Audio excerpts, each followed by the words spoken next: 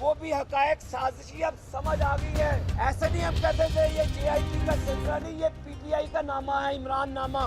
دیکھیے Panama case کے حوالے سے خصوصی ٹرانسمیشن صرف وقت نیوز پر. السلام علیکم ناظرین, اسپیشل ٹرانسمیشن وقت ٹیلی ویژن کے پلیٹ فارم سے آپ دیکھ رہے ہیں JIT کے اوپر جو سپریم کورٹ میں اس وقت پروسیڈنگز ہو رہی ہیں اس کے حوالے سے. JIT کی رپورٹ تو آ گئی لیکن اب تحفظات شریف فیملی کی طرف سے فائل کیے جا رہے ہیں. ایک چیز جو واضح ہے ان تحفظات کی جانب سے, ان آبجیکشنز کی جانب سے, وہ یہ ہے کہ اب یونیفائڈ سٹانس اپنایا گیا ہے. اگر آپ خواجہ حارث صاحب جو وزیر اعظم صاحب کو ریپرزینٹ کر رہے تھے ان کے جوابات تحفظات دیکھیں یا آبجیکشنز دیکھیں یا ان کے بچوں کی طرف سے جو آبجیکشنز کا بریف سامنے آیا ہے, لگتا ہے کہ آپس میں کوارڈینیشن جو ہے انکریزڈ کوارڈینیشن ہے. ساتھ ہی ساتھ نئے شواہد کے حوالے سے بات ہو رہی ہے, UAE سے نئے شواہد آئیں گے, کس قسم کے شواہد ہوں گے, اور پہلے جو JIT کے اندر رپورٹ سبمٹ ہوئی ہے اس کے اندر جو لف کیے گئے ہیں شواہد کے طور پر, ان کا کیا بنے گا نئے شواہد کے آنے کی روشنی میں. اسی حوالے سے بات کریں گے. متی اللہ جان صاحب, اینکر پرسن, کورٹ کورسپونڈنٹ, جو آج سپریم کورٹ میں موجود تھے اور سماعت کور کر رہے تھے, ان سے پوچھتے ہیں متی, نئے ڈیٹیلز یا نئے ایویڈنس یا نئے ڈاکیومنٹس, کیا وہ ڈاکیومنٹس ہے جس کا شریف خاندان ذکر کر رہا ہے؟ دیکھیں, آج ایڈوکیٹ سلمان اکرم راجہ جو کہ حسین نواز, حسن نواز اور مریم نواز کے وکیل ہیں, ان کو جب عدالت نے کہا کہ آپ اپنے دلائل شروع کریں تو انہوں نے عدالت سے مزید 1 دن کا وقت مانگا. اس کی وجہ یہ بتائی کہ انہوں نے دبئی سے کچھ دستاویزات ان کے پاس آنے تھے جو آ چکے ہیں, اور ان دستاویزات کو تیار کر کے سپریم کورٹ میں دائر کرنا ہے. انہوں نے وہ دستاویزات اس لیے ضروری ہیں کہ JIT کی رپورٹ میں جو باتیں کی گئی ہیں اس رپورٹ کے اندر کچھ ایسے سوال اٹھائے گئے ہیں کہ جن کے جواب میں حسین نواز, حسن نواز اور مریم نواز کی طرف سے یہ دستاویزات پیش کرنے ضروری تھے. کیونکہ ایک مثال انہوں نے یہ دی کہ جیسے وہ گلف اسٹیل کی مشینری کو جب ٹرانسفر کیا گیا دبئی سے جدہ تو اس کا کوئی ثبوت نہیں ہے, JIT کی رپورٹ میں کہا گیا. انہوں نے کہا کہ جی ہمیں جو جواب دیا گیا اس میں انہوں نے کہا ہے کہ ریکارڈ نہیں ہے. ہاں, ریکارڈ نہیں ہے, مگر ایڈوکیٹ سلمان اکرم نے کہا کہ جناب ہم نے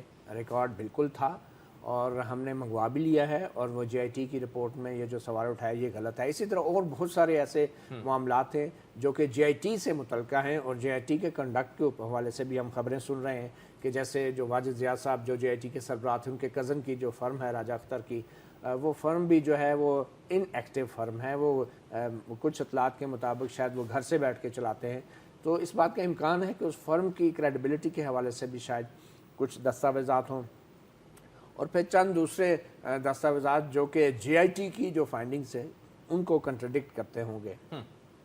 تو سپریم کورٹ کے ججوں نے کہا کہ ٹھیک ہے, اگر آج ہمیں وہ آپ دستاویزات دے دیں تو کل سے آپ جو ہے ان کے اوپر آپ دلائل کر سکتے ہیں. تو آج اس بات کی توقع کی جا رہی ہے کہ ایڈوکیٹ سلمان اکرم راجہ جو ہیں وہ آج چیمبرز میں جو ہے 3, 4 یا 5 بجے تک انہوں نے کہا تھا, ابھی شاید دے دیے ہوں یا آج شام تک دے دیں گے, تو کل ان نئے دستاویزات کے اوپر جو ہے وہ مزید دلائل دیں گے. میں یہ آپ کو یہ بھی بتا دوں کہ نئے دستاویزات کے اندر یہ جو اب کارروائی سپریم کورٹ میں جاری ہے, ہو سکتا ہے جو والیوم 10 ہے, جو جلد نمبر 10 ہے, جس میں میوچل لیگل اسسٹنس کے تحت دوسرے ممالک سے کچھ مزید معلومات مانگی گئی ہیں, ہو سکتا ہے اس سماعت کے دوران جو ہے مزید معلومات یا کوئی بھی ڈاکومنٹ سپریم کورٹ میں آ جائیں تو اس پہ بھی سپریم کورٹ جو ہے غور کرے گی. اسی طرح اسحاق ڈار کے جو وکیل ہیں طارق حسن صاحب, وہ بھی پیش ہوئے, اور انہوں نے بھی یہ کہا کہ JIT نے جو اپنی رپورٹ میں کہا ہے کہ انہوں نے شاید جو ان کے ٹیکس گوشوارے ہیں 2000 بلکہ 1992 سے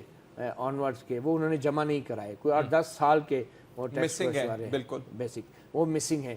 تو اسحاق ڈار کے وکیل نے کہا وہ مسنگ نہیں تھے, اور ہم نے وہ جمع کروائے تھے بالکل, اور وہ اویلیبل ہیں, بلکہ FBR سے انہوں نے لے کر, بلکہ نیب کے ریکارڈ سے لے کے وہ تمام اپنے گوشوارے نیب سے تصدیق کرا کے JIT کو جمع کروا دیے تھے. تو JIT نے FBR کو لکھا تھا کہ ہمیں یہ اثاثے آپ دے دیں, لیکن JIT نے اپنے ساتھ یہ بھی لکھا تھا رپورٹ کے اندر کہ جس دن تک اسحاق ڈار صاحب پیش نہیں ہو گئے ہمارے پاس، اس دن تک مکمل ریکارڈ نہیں آیا، اور جب وہ پرووائڈ کیے گئے گوشوارے اس میں سے بھی کم تھے، جس کا ڈار صاحب نے بعد میں پریس کانفرنس کر کے ذکر کیا کہ جناب وہ تو انہوں نے مجھ سے تو رابطہ کیا نہیں، میں نے کہا کہ جی میں ریلیونٹ منسٹر ہوں تو مجھے کیوں نہیں بتایا۔ ججز نے بھی پوائنٹ آؤٹ کیا کہ آپ نے JIT کے جب مقررہ جو مدت تھی 60 دن کی، اس سے 2 دن پہلے آپ اگر جمع کرائیں گے تو وہ کیسے کنسیڈر کریں گے؟ اور JIT نے بقول طارق حسن کے اسحاق ڈار صاحب نے وہ ریکارڈ JIT کو دیا تھا، مگر انہوں نے وصول بھی کر لیا تھا، تو شاید وصولی پہ سائن نہیں کیے تھے کیونکہ دیر ہو چکی تھی بہت زیادہ، تو اس لیے رپورٹ میں ان کا ذکر نہیں ہے۔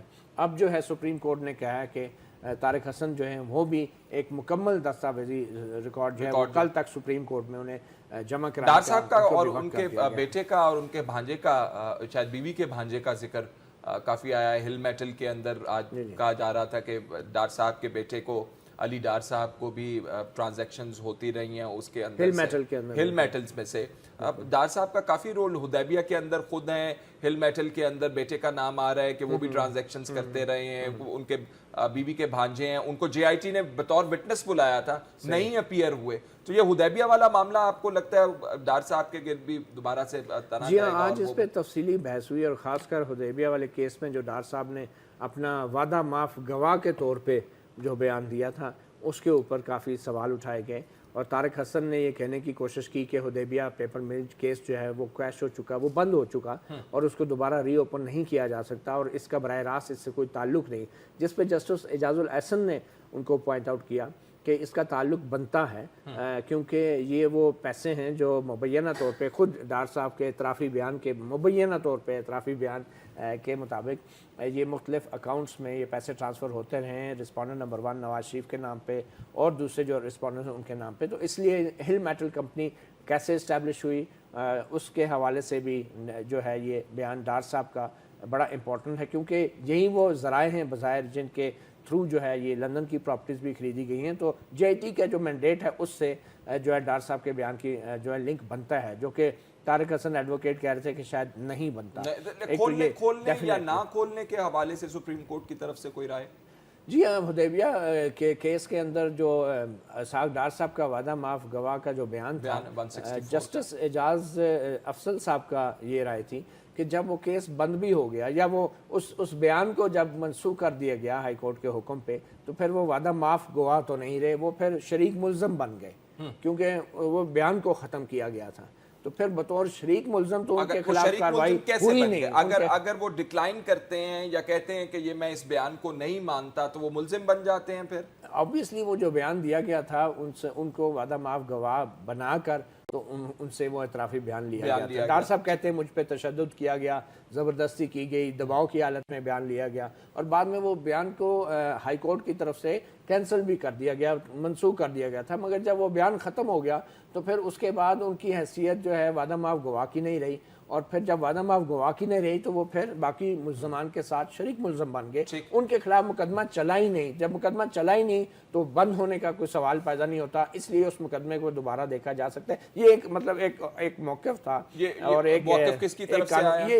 یہ ایک سوال تھا بلکہ جو ججز کی طرف سے اٹھایا گیا کہ آپ اس کو یہ نہیں کہہ سکتے کہ بند ہو گیا تھا کیس اور اب کھولا نہیں جا سکتا، کیونکہ وہ کیس تو کبھی چلا ہی نہیں اسحاق ڈار صاحب کے خلاف بطور شریک ملزم۔ جسٹس ریٹائرڈ ناصرہ اقبال صاحبہ نے ہمیں جوائن کیا۔ السلام علیکم جج صاحبہ، آپ مجھے سن سکتی ہیں؟ فیصل شکیل عرض کر رہا ہوں۔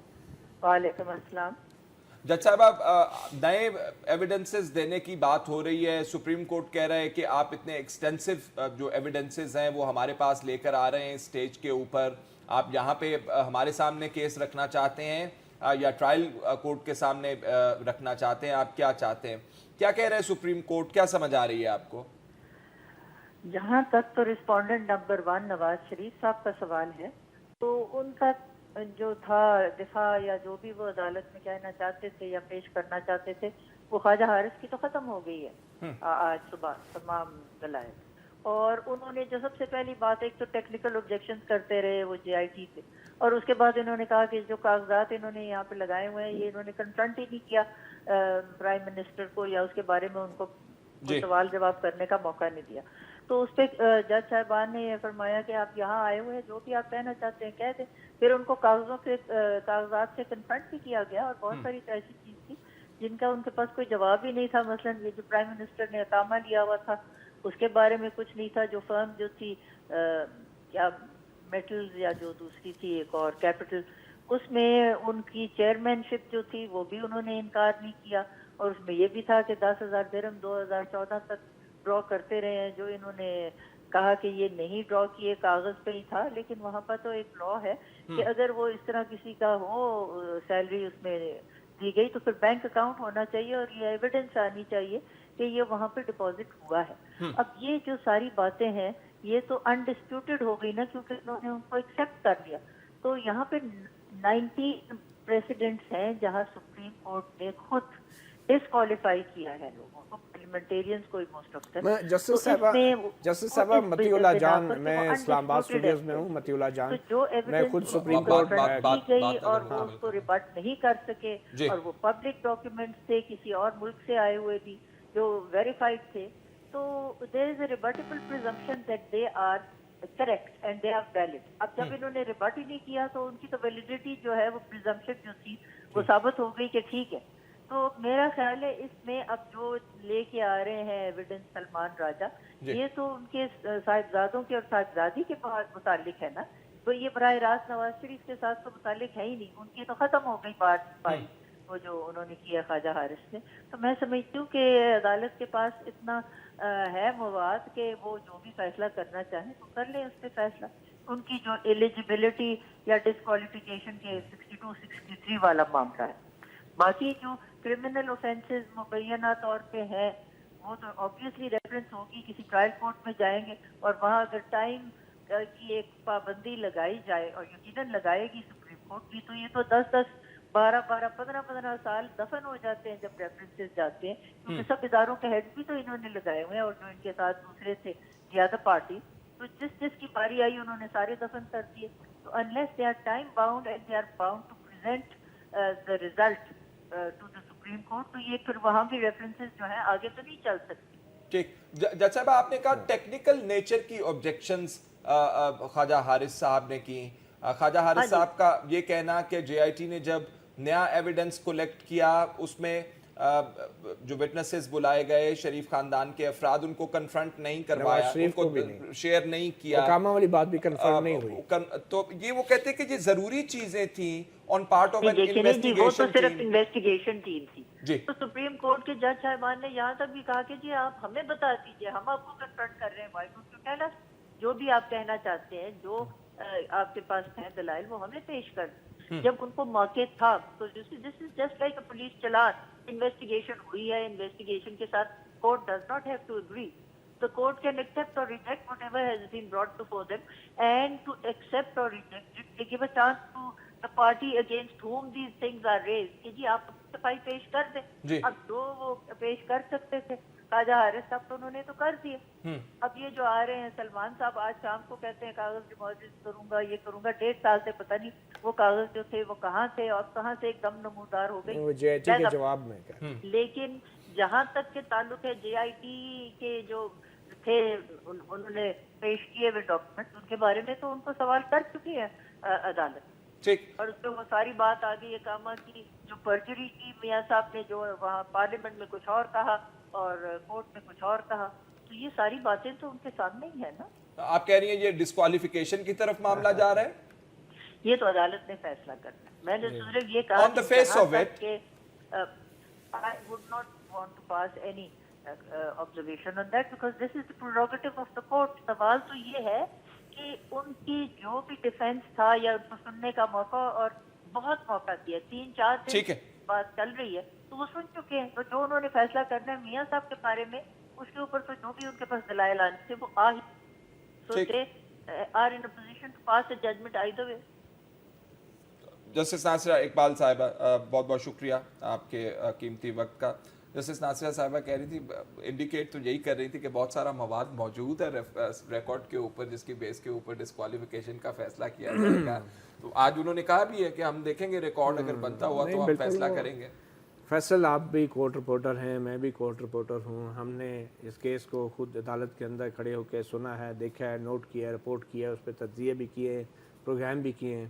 سب سے بڑی جو ایک پرابلم اب سامنے آ رہی ہے وہ یہ آ رہی ہے کہ सुप्रीम कोर्ट में जब प्रोसीडिंग चल रही होती है तो उस वक्त चल रहे होते हैं जजेस के रिमार्क्स। बिल्कुल ठीक। अच्छा, जब प्रोसीडिंग ख़त्म हो जाती है मीडिया के ऊपर, जब प्रोसीडिंग चल रही होती है तो मीडिया पे जजेस के रिमार्क्स चल रहे होते हैं और वो रिमार्क्स मुख्तलिफ़ किस्म के होते हैं जो कोई ऐसा तासुर नहीं देते कि असल में इशू क्या है, वो मुख्तलिफ इशूज़ पे सवाल क्वेरीज होती हैं मुख्तलिफ इशू। अच्छा, जब समाअत ख़त्म होती है तो उसके बाद सियासतदान आ जाते हैं, वो रोस्टम पे खड़े होकर बोलना शुरू करते हैं कि इस केस में ये हो गया।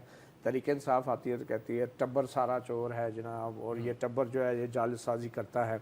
कल आपके सामने शेख रशीद साहब टेलीफोन पे आए तो उन्होंने यही बात की कि इनको जालसाजी में अंदर करते हैं, जेल में डाल दें।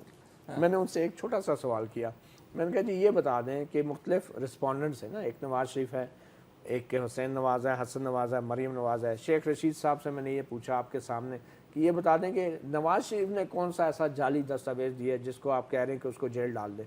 शेख रशीद साहब के पास कोई जवाब नहीं था, बल्कि उन्होंने कोई अकामा का जिक्र किया। मैंने कहा वो तो असली है ना बकौल आपके खुद, मगर वो अकामा जो है वो लंदन फ्लैट से उसका बरह रास्त तो कोई ताल्लुक नहीं है, तो जाली दस्तावेज क्या है? तो उन्होंने फोन बंद। तो मैं ये कहना चाह रहा हूँ फैसल कि लोग ये समझ नहीं पा रहे, एक तो इस केस में फरीक जो है वो फैमिली नहीं है, वो मुख्तलिफ लोग हैं, क्योंकि हर की अपनी अपनी कानूनी जिम्मेदारी है।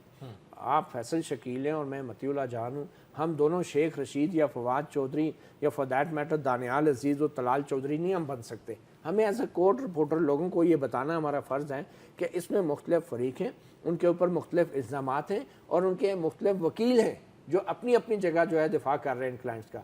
तो इस सारे केस के अंदर सबसे अहम किरदार नवाज़ शरीफ साहब हैं। नवाज़ शरीफ साहब के ऊपर क्या इल्ज़ाम है, उनसे किस सबूत की तवक्को की जा रही है, वो एक अलहदा चीज़ है, और उनके बच्चों के ऊपर क्या इल्ज़ाम है और किस सबूत की तवक्को की जा रही है, वो अलहदा चीज़ है। अब ये शेख रशीद फवाद चौधरी को आपने कभी नहीं सुना होगा कि हुसैन नवाज़ ये या हसन नवाज़ ने आज ये कहा या मरीम नवाज़ ने या वो कहते हैं ये सारे टब्बर को कोई सबूत नहीं दे रहा। एलिगेशंस क्या हैं तमाम के? एलिगेशन देखें, ये अब नवाज शरीफ के खिलाफ क्या एलिगेशन? नवाज शरीफ के खिलाफ एलिगेशन ये है कि 92-93 में जो लंदन के फ्लैट इन्होंने परचेज किए और अपने बच्चों के ज़रिए जो है उन फ्लैट्स को एंजॉय करते रहे, बच्चे उसमें बेनामी रहे बच्चे। और ये जबकि नवाज शरीफ का ये पॉइंट ऑफ व्यू है कि ये फ्लैट उनके कभी नहीं थे 92-93 में, ये 2005-06 में उनके दादा ने बरह रास्त जो है हुसैन नवाज़ के नाम ट्रांसफ़र किए, और नवाज शरीफ 92-93 से लेके 2006-07 तक बल्कि आज तक वो बरह रास्त कभी इसके टाइटल में मालिक नहीं रहे, कभी रहे नहीं। अब प्रॉब्लम ये है कि बार बार सुप्रीम कोर्ट के जजेस भी अपने रिमार्क्स में नवाज शरीफ के वकील से कहते हैं आप कोई सबूत दें।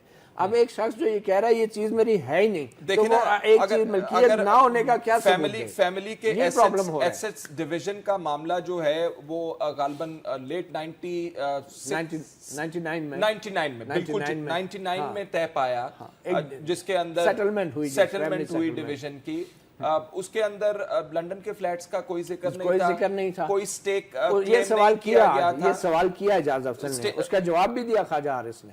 उन्होंने ये कहा कि जनाब उसमें सेटल ये इसलिए नहीं था कि उस वक्त मियां शरीफ जो घर के सरबराह थे वो सब कुछ डिसाइड कर रहे थे, उन्होंने वो चीजें जो हैं वो बाहर की इसमें शामिल नहीं की, पाकिस्तान की प्रॉपर्टीज की जायदाद की इसमें, और वो डिसाइड हुसैन साहब से कोई खास निस्बत सी मियां मोहम्मद, ये तो एक पर्सनल मैटर है, शरीफ साहब, ये वो सवाल है। देखें दादा ने ये वो सवाल है जो अदालत ने जांचने हैं। नहीं जांचने इस तरह के नहीं है, ये रिमार्क्स देते हैं, सियासतदान भी बातें करते हैं, लेकिन ये लीगल इशू नहीं है। देखें एक बंदा अगर जिंदा है अपनी जिंदगी में, हमारे यहाँ जो फादर है वो अपनी जिंदगी में किसी बच्चे के नाम कुछ भी करवा सकता है अपनी जिंदगी में, ठीक है ना, और उससे पहले भी वो किसी को वो विल भी करके जा सकता है कि ये फलां को देना है, ये फलां को देना है, वसीयत भी होती है। तो ये क्यों नहीं कागजात? तो ये मियां शरीफ साहब ने ये फ्लैट्स खरीदे, वो कागजात दे दें, मियां शरीफ साहब ने हुसैन साहब के नाम फ्लैट्स लगाए, ये बयान वो रिकॉर्ड के ऊपर कोई चीज रखते हैं, जान छुड़ाएंगे क्यों प्रोलॉन्ग करें? बिल्कुल सही है, ये दिस इज द क्वेश्चन।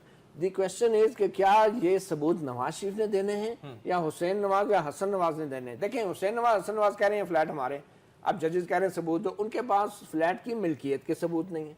दूसरी तरफ नवाज शरीफ कह रहे हैं मेरे, ये दिलचस्प बात है, सुने, दूसरी तरफ नवाज शरीफ साहब कह रहे हैं कि ये फ्लैट मेरे नहीं है। अब जजेस साहब उनसे कहते हैं कि आप इन फ्लैट के अपने ना होने का सबूत दें। अब ख्वाजा साहब कहते हैं कि किसी चीज की मलकियत ना होने का क्या सबूत, क्या डॉक्यूमेंट है जिसमें लिखा हो ये आपके नहीं है। अब ये वो इशू है कि लीगली एक पोजीशन ले ली है वजीर आजम ने تو وہ لیگلی وزیر اعظم اب ٹیکنیکلی اسپیکنگ اپنے آپ کو باؤنڈ نہیں سمجھتے کہ کوئی ثبوت دیں. سپریم کورٹ کے سامنے یہ بھی تو مسئلہ ہے نا. اس میں میاں صاحب کہتے ہیں یہ پلاٹ میرے, یہ فلیٹس میرے نہیں ہیں, اولاد کہتی ہے یہ فلیٹس میرے ہیں لیکن ہم شو نہیں کر سکتے کہ یہ ہمارے ہیں. دوسری بات 62-63 ٹرین کا پتہ نہیں چل سکتا. میں آپ کو بتاؤں نا, ججز نے جو ایک امپورٹنٹ ایشو اٹھایا ہے, جسٹس اعجاز الحسن بار بار کہہ رہے تھے, وہ یہ کہہ رہے تھے کہ میاں صاحب کہتے ہیں فلیٹ میرے نہیں ہے, تو پارلیمنٹ میں جو انہوں نے تقریر کی تھی کہ اس میں یہ ہمارے اثاثے ہیں اور یہ ہمارے وسائل ہیں, یہ وہ ہمارے وسائل ہیں, اور سارا کچھ انہوں نے کہا یہ ہمارے ہیں. تو ججز بار بار اس تقریر کے اوپر زور کر رہے ہیں کہ اگر ان کے نہیں تھے تو انہوں نے تقریر میں کیوں کہا. میں اس کو اس انداز سے دیکھ رہا ہوں کہ جب بھی, جیسے کل بھی ہمارے یہاں مختصر یہ بات ہوئی تھی کہ میاں شریف تو اب زندگی اس دنیا میں نہیں ہے, اب نواز شریف فیملی کے ہیڈ ہیں, ان کی فیملی ان کے بچے کے اوپر کوئی الزام لگا ہے اور اس کے جائیداد پہ الزام لگا ہے, بلکہ نواز شریف پہ بھی الزام آ رہا ہے کہ آپ کے یہ فلیٹ ہیں اور یہ ناجائز پیسہ یہاں سے پاکستان سے لے کر گئے. تو ایز اے فیملی ہیڈ جب ایک بندہ تقریر کرتا ہے وہ یہ نہیں کہتا کہ یہ میرے تو ہے نہیں, میں پارلیمنٹ میں تقریر کیوں کروں. ان پہ دباؤ بڑھ گیا تھا کہ پارلیمنٹ میں تقریر کریں. آپ کو یاد ہے اس دباؤ بڑھ گیا تھا کہ آپ کے بچے ہیں, آپ کی فیملی ہے. اس دباؤ میں منی ٹریل بھی غلط بتا دیا. ایگزیکٹلی, سنیں نا, جو منی ٹریل بھی غلط بتا گئے. کوئی بھی نہیں, سنیں تو میں بتاتا ہوں نا. اس دباؤ کے اندر انہوں نے بطور والد انہوں نے یہ کہا کہ جناب ہاں یہ ہمارے فلیٹس ہیں. ہمارے سے مراد قانونی طور پہ ہرگز یہ نہیں تھا کہ میرے ہیں وہ لندن کے فلیٹ, ہمارے سے مراد ہے میرے بچوں کے. جیسے ہمارے والد اگر ہمارے گھر میں رہ رہے ہیں ہمارے ساتھ اور میں وہ ہمارے گھر میں, تو وہ والد کبھی گھر کے سین میں کھڑا ہو کے یہ نہیں کہے گا یہ میرا نہیں ہے بچے کا. آپ کی بات کوئی لیگل پروپوزیشن نہیں لگتی ہے, لیگل پروپوزیشن بات لگتی ہے ہمارے. لیگل پروپوزیشن یہ ہے کہ جب آپ پارلیمنٹ کے اندر تقریر کر کے کہتے ہیں ہمارے فلیٹ ہے, تو وہ کوئی لیگل پروپوزیشن نہیں ہوتی, وہ پولیٹیکل سٹیٹمنٹ ہے, اور وہ ایک فیملی ہیڈ کے طور پہ کہتے ہیں ہمارے. پولیٹیکل سٹیٹمنٹ سے کیا مراد ہے آپ کا؟ Is it a statement of fact اور ناٹ؟ کیا سیاسی کی مراد یہ ہے کہ یہ کوئی نعرہ لگا رہے ہیں, کوئی وعدہ کر رہے ہیں کہ ہم نے لگانا ہے پاور ہاؤس لگانا ہے یا سڑک بنانی؟ What is a political statement? یہ ان کے وکیل نے بھی کہا, یہ جانچنے والی بات ہے. نہیں, سیاسی سٹیٹمنٹ کیا ہوتا ہے؟ ایک پولیٹیشین کہہ رہا ہے. میں سمجھتا ہوں خواجہ حارث نے اس بات میں انسسٹ کرنا چاہیے تھا, جو نہیں کیا, وہ یہ کہ it was not as much a political statement as a statement of a family head, کیونکہ میاں شریف تو نہیں ہے, آپ ان کے بعد سب سے بڑے نواز شریف ہیں. امتیاز گل صاحب نے ہمیں جوائن کیا ہے, سینئر تجزیہ کار. السلام علیکم امتیاز گل صاحب, مجھے سن سکتے ہیں؟ وعلیکم السلام. امتیاز گل صاحب, بحث یہ ہو رہی ہے کہ میاں نواز شریف صاحب نے فلور آف دا ہاؤس جب یہ بات کی کہ یہ فلیٹس ہمارے ہیں, تو ان کا یہ مطلب ہرگز نہیں تھا کہ یہ فلیٹس میرے ہیں اور عدالت کے سامنے میں ہی اس کی منی ٹریل دوں گا. آپ کیا سمجھتے ہیں جو فلور آف دا ہاؤس کے اوپر انہوں نے بات کی وہ قانونی بات نہیں تھی؟ وہ دیکھیں, بنیادی طور پہ ابتدائی سے یہ کیس میں سمجھتا ہوں زیادہ اخلاقی نوعیت کا تھا, مورل انٹیگریٹی کے سے متعلق تھا, اور کسی بھی مہذب فنکشنل جمہوریت میں اس نوعیت کے الزامات آ جاتے ہیں تو اس میں لوگ مستعفی ہو جاتے ہیں بجائے ہیلے بہانے کرنے کے اور تکنیکی امور کے پیچھے کور لینے کے, جس طرح اب یہ 3 دن سے چل رہا ہے کہ اپنے کاغذات جائز طریقے سے حاصل کیے نہیں کیے. اصل مسئلہ تو یہ ہے کہ کیا یہ وزیر اعظم کے اپنے پیسے سے خریدے گئے یا نہیں, اور اگر خریدے گئے تھے تو ایک بنیادی سوال وہی ہے کہ جو آپ نے پیسے اس کے دیے خود پاکستان سے بھیجے اور اس پہ ٹیکس آپ نے دیا ہوا تھا. بالکل ایسے ہی ہے جیسے اسحاق ڈار صاحب نے اپنے جو 3 خطوط پیش کیے ہیں عدالت میں یا جے آئی ٹی کے سامنے, اس میں بھی دیکھیں نا ایک بالکل سادہ کاغذ پہ لکھے ہوئے 3 خطوط ہیں جن کی بنیاد پہ نیب نے ان کے خلاف کیس ہی کلوز کر دیا بغیر ہی ان سے یہ پوچھے ہوئے کہ آپ نے یہ 82 لاکھ پاؤنڈ کی رقم ہے, ایک ارب سے زیادہ اس کی مالیت بنتی ہے, اور کہ وہ آیا آپ نے کیش میں لی, اگر کیش میں لی تو کہاں لے کے گئے, اور اگر بینک کے ذریعے وصول کی اتنے بڑے اماؤنٹ جس میں 3 قسطوں میں ان کو پیسے ملے تھے, تو وہ بینک کا آیا کوئی آپ کے پاس ثبوت ہے کہ نہیں. تو اس میں مطلب بہت ساری سکم ہیں, اور آپ کی جب ذات پہ آپ کے فائنینشیل کانڈکٹ پہ اگر جب ایک سوال اٹھتا ہے تو لوگ عزت عافیت اسی میں سمجھتے ہیں کہ عزت کے ساتھ وہ سائٹ پہ ہو جائے, لیکن یہاں پہ انہوں نے جو طریقہ کار اختیار کیا ہے وہ یہ ہے کہ اگر ہم نے چوری کی ہے تو آپ ثابت کریں. اب ثابت کرنا ضروری نہیں ہوتا کہ آپ ہر چیز ثابت کر سکیں. اور دوسری بات یہ ہے کہ ہمارے ملک میں اس وقت جو رول آف لا کی صورتحال ہے, بڑے بڑے وکیل ہیں, بڑے بڑے نامی گرامی وکیل ہیں, وہ جب باہر ہوتے ہیں مطلب حکومت سے یا حکومت سے جڑے ہوئے نہیں ہوتے ہیں, تو ان کا رد عمل یا ان کا موقف کسی خاص ایشو پہ ایک ہوتا ہے. جب ان کو بھاری بھاری فیسیں دے کے ہائر کر لیا جاتا ہے, اس وقت ان کا پھر موقف بدل جاتا ہے. تو ایک بڑی انتہائی افسوسناک صورت بات یہ ہے کہ سوال ان کے اس طرز عمل سے یہ اٹھتا ہے کہ آیا یہ لوگ صرف پروفیشنل وکیل ہیں یا پھر ان کے کوئی اصول اور ضابطے بھی ہیں اور ایک پاکستانی کے طور پہ بھی یہ سوچتے ہیں. کیونکہ یہ وہ لوگ ہیں جو غریب نہیں ہیں, جو پہلے ہی کروڑوں اربوں میں رول کر رہے ہیں, پیسے اچھے کما رہے ہیں, لیکن ایک ایسے وقت میں وہ پھر کاز کے لیے کھڑے ہو جاتے ہیں جس پہ پورے پاکستان میں چیمیں گویاں ہو رہی ہیں. آدھا پاکستان ایک طرف ہے اور شاید آدھے سے زیادہ دوسری طرف ہے. تو بڑی ایک افسوسناک صورتحال ڈیولپ ہوئی ہے.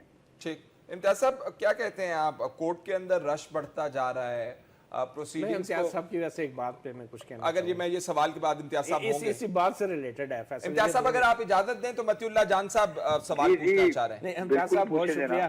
آپ نے کہا کہ بڑے بڑے وکیل جو ہیں یہ اپنا موقف بدل لیتے ہیں بڑی بڑی فیسیں لے کے.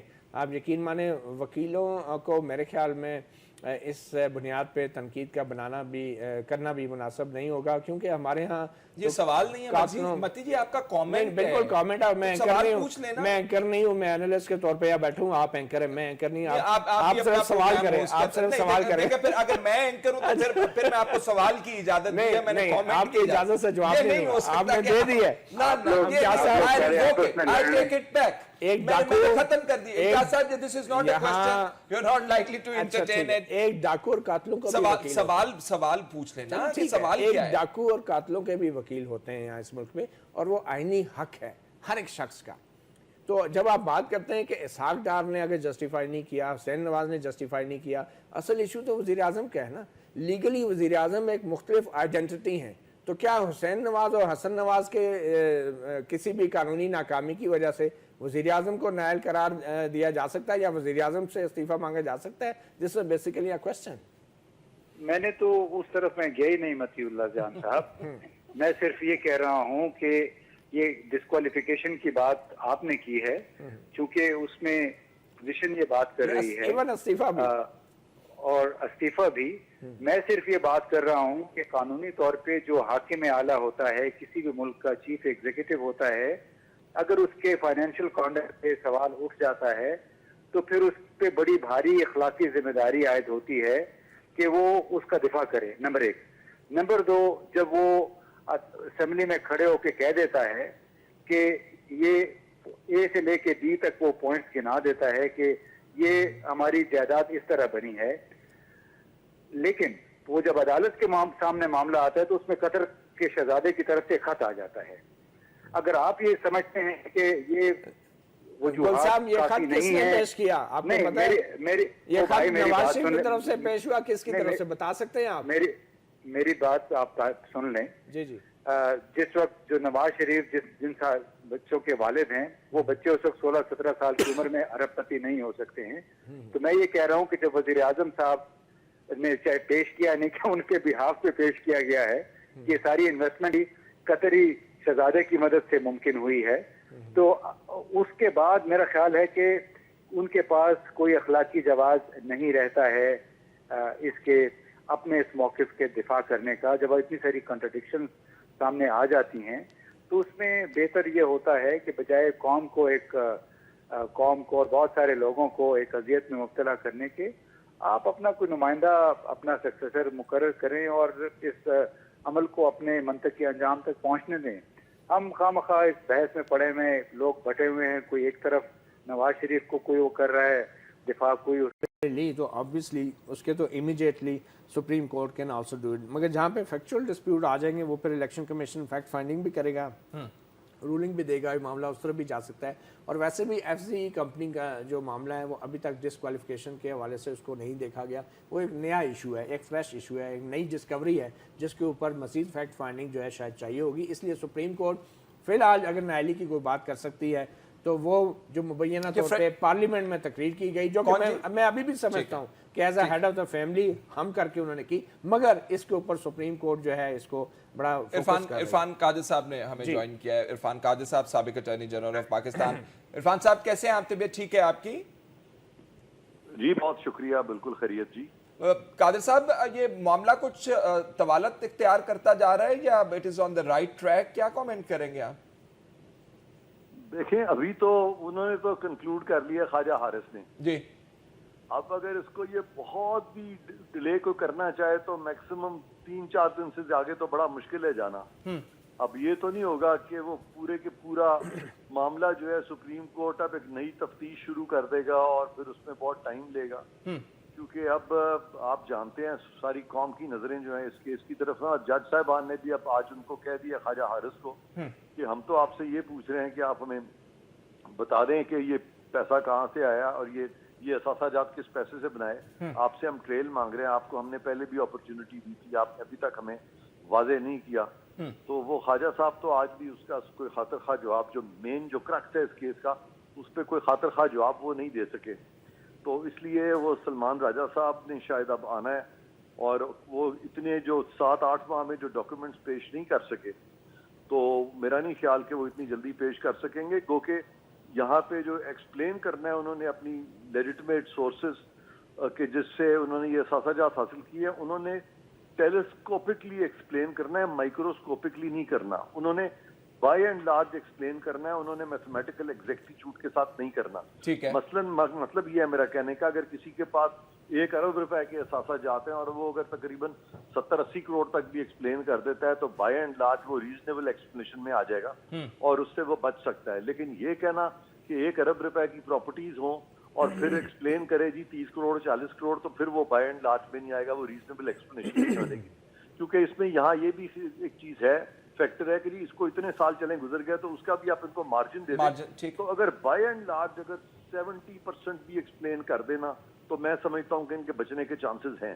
لیکن اگر 70% تو کیا اگر 40-50% بھی ایکسپلین نہیں کر سکتے تو پھر تو بہت مشکل ان کا کیس. عرفان قادر صاحب، متی اللہ جان صاحب کا ایک نقطہ نظر ہے اور وہ یہ ہے کہ وزیر اعظم کو بطور ایک قانونی حیثیت ان کی ایک علیحدہ ہے، حسن اور حسین کی قانونی حیثیت علیحدہ ہے، اور وہ محسوس کرتے ہیں کہ جب عدالت سوالات کرتی ہے اور منی ٹریل کا پوچھتی ہے اور کہتی ہے کہ آپ ثبوت دیں کہ یہ فلیٹس آپ کے نہیں ہیں، تو وہ اس بات کو کہیں نہ کہیں اگنور کر دیتی ہے. آپ کے خیال میں منی ٹریل کا معاملہ ڈائریکٹلی وزیر اعظم سے جڑا ہوا ہے، یا وزیر اعظم جب یہ کہہ دیتے ہیں کہ یہ فلیٹس میرے نہیں ہیں، بچوں کے فلیٹس ہیں، تو معاملہ ختم ہو جاتا ہے؟ میں اس کو فالو اپ ایڈ کر لوں. معاملہ دوسرا یہ کہ کیا زیادہ بار جو ہے ثبوت دینے کا حسین نواز پہ ہے جو یہ کہہ رہے ہیں یہ میرے فلیٹ ہے، یا نواز شریف پہ ہے جو یہ کہہ رہا ہے یہ میرے نہیں ہیں؟ زیادہ بار کس پہ ہے ثبوت دینے کا؟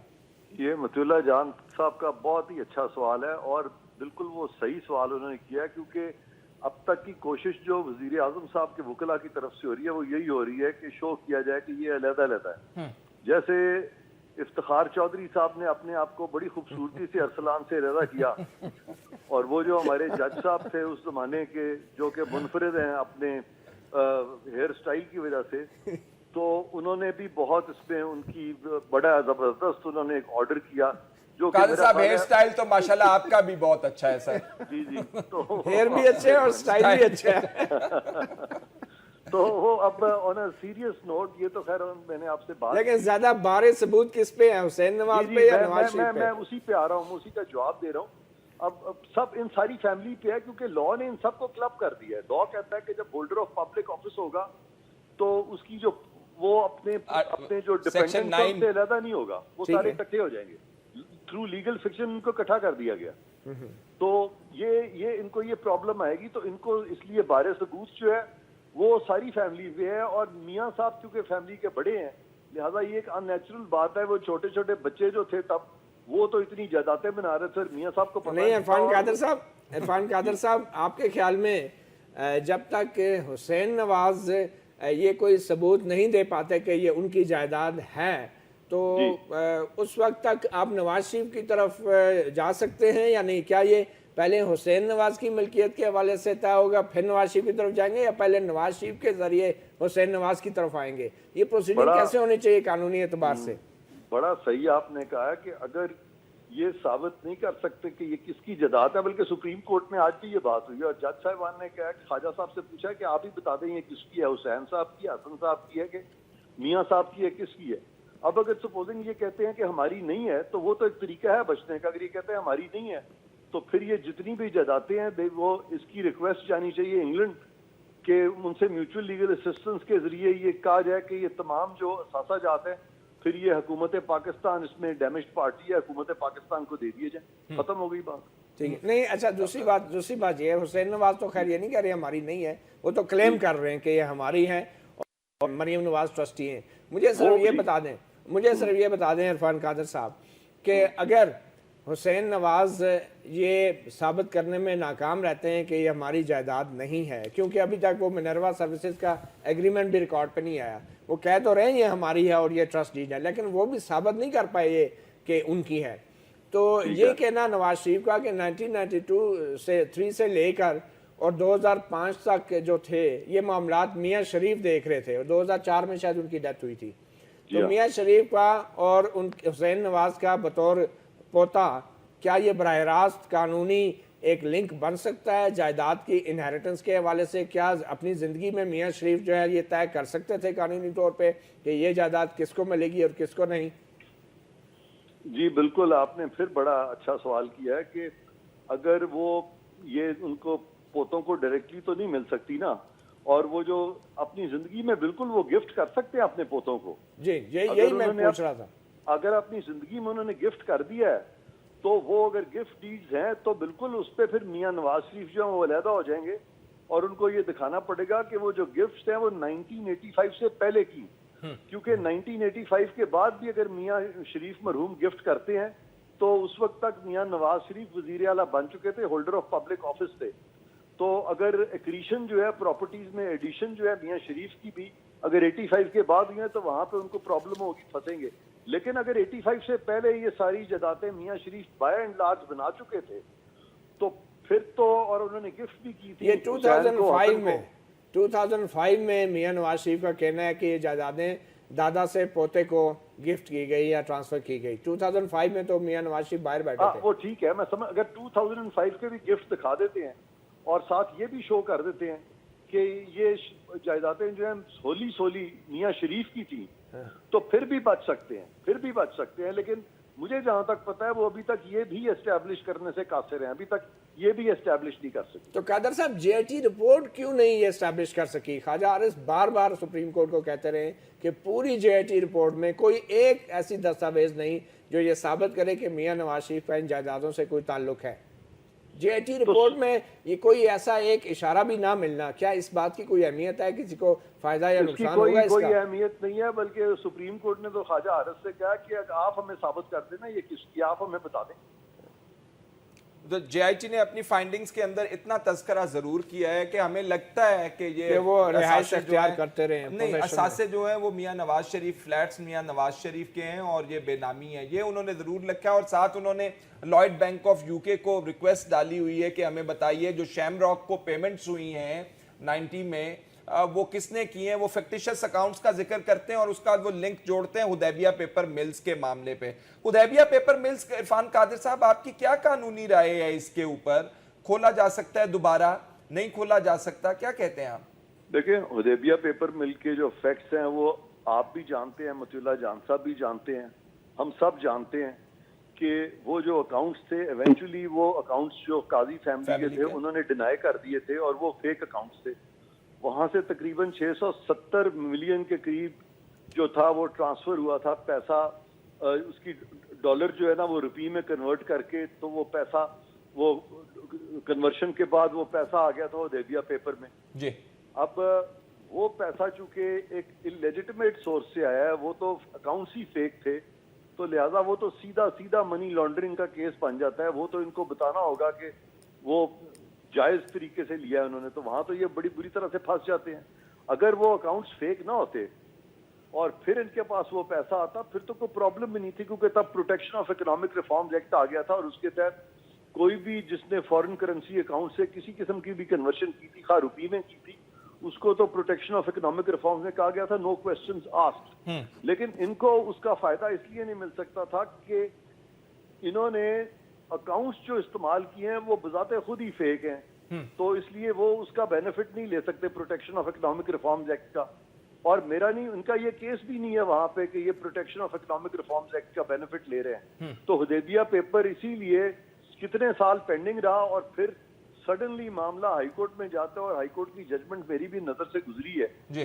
تو مجھے تو اس میں کوئی بھی کہ وہ ٹھیک. عرفان قادر صاحب، سابق اٹارنی جنرل آف پاکستان، بہت بہت شکریہ آپ کا. مطیع اللہ جان ہمارے ساتھ تھے، بہت بہت شکریہ. ٹرانسمیشن ناظرین آپ نے دیکھی، بہت بہت شکریہ.